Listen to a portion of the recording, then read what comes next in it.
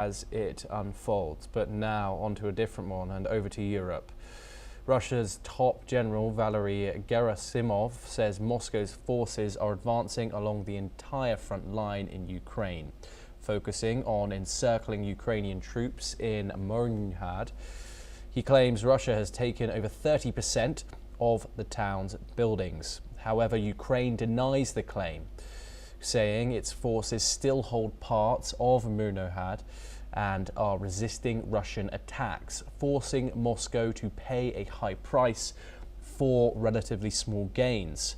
Russia currently controls nearly a fifth of Ukraine, including Crimea, most of Luhansk and Donetsk, and also parts of Kherson, Zaporozhye and other regions.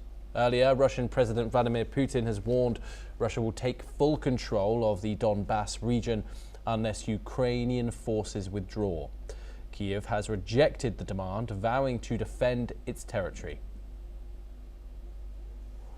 Joining us now is Major General Sudhakar. He is a geopolitical strategist. He joins us live from New Delhi. Thank you very much for joining us here on NewsX World.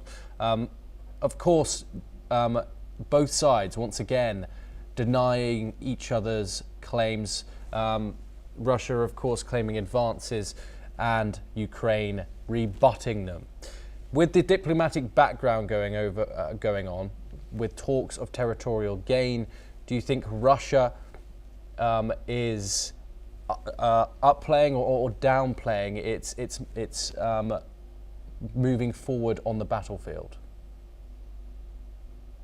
Thomas, good afternoon. Thank you for getting me for your show. As regards the question which you have raised, without doubt, Russia is always expected to up the ante as far as the conflict is concerned, because its primary aim is to enhance the current holding of approximately 19.2 or 8%, 20% of the total land of Ukraine under its occupation. It would like to increase this particular holding, particularly in Donetsk region or Donbas region in Donetsk. These are two twin cities that you were mentioning, Myrnohrad and Promox. And these two cities are mining cities, and they hold lots of importance for future operations. And there is a rail and also a road link, a railway and a road link which actually converge at these two cities. Interstate distances between 20 to 40 kilometers, and the battle has been raging for quite some time. Russia, going by its operational imperative, has to capture both the cities, twin cities, in order to give a holistic kind of domination of the Donbas region. If it doesn't hold, then perhaps it will leave open avenues of replenishment, logistic support, and move forward of troops by Ukrainian forces against the Russians. That is one part. Second part, as regards the holding of these two twin cities, particularly Myrnohrad, which Ukraine claims that it's holding intact, it is incorrect. If you join the dots, Russia is making very significant headway, and in due course of time, let's not be surprised that it is going to be under the occupation of Russia. They are very clear in their objective. They're going ahead, and it is a kind of a communication center. If they don't capture it, then they will be making all their positive assets or the developments that they have made, the gains they have made so far, will be subjected to very serious vulnerabilities and infiltration and attack by Ukrainian forces. Therefore, they are left with no option but to close down on these two twin cities and consolidate, so as to prevent Ukrainian forces attacking them in future. Yeah, and of course, according to this data, 19 to 20% of Ukrainian territory Russia occupies. If that is the case, does a sweeping line-wide advance stand up to scrutiny, or could this be more propaganda?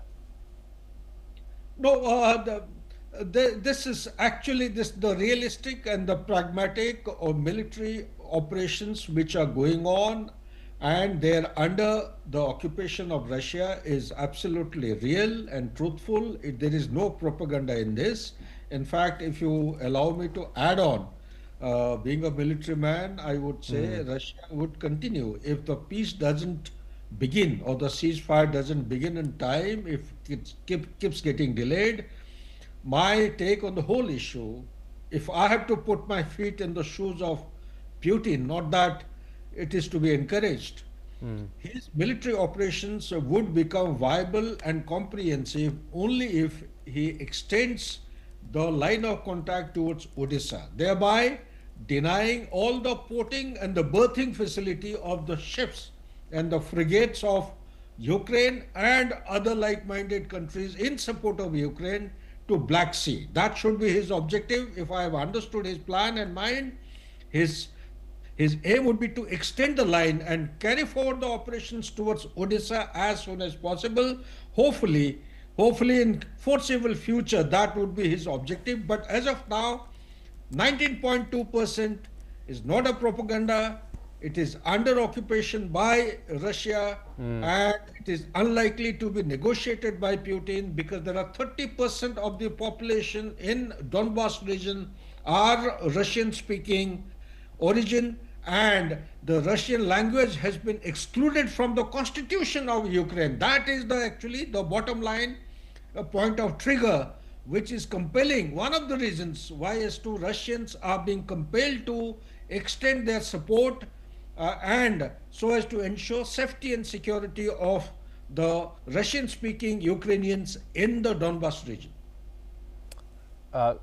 Major General Sadaka Ji.